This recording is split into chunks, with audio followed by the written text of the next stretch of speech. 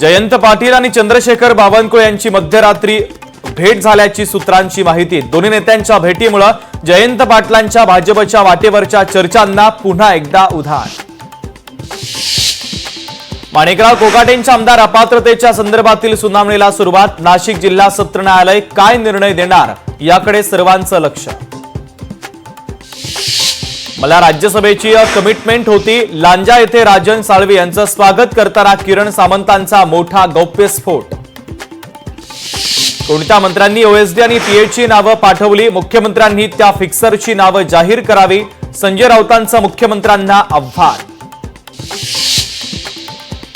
देशमुख हत्या प्रकरण सरकारनं गांभीर्यानं घेतलं नाही। मनोज जरांगेंचे आरोप। तर 3 महिने होऊन देखील न्याय न मिळाल्यानं अन्नत्याग आंदोलन करावं लागतं, हे दुर्दैव असल्याची जरांगे पाटलांची टीका।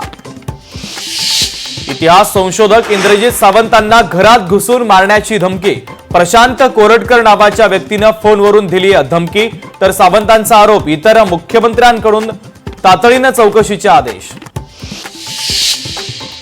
24 तास थांबा, सगळं नीट होईल। खासदार संजय राऊतांचा पुण्यातील नाराज महिला पदाधिकाऱ्यांना फोन। सूत्रांची माहिती।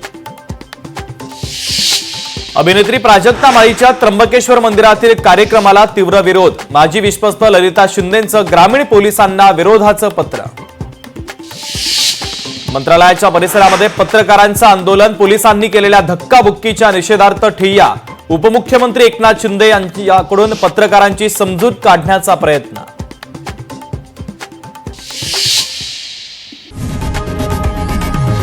लोकशाही मराठी ऐका, पहा, जागरूक रहा।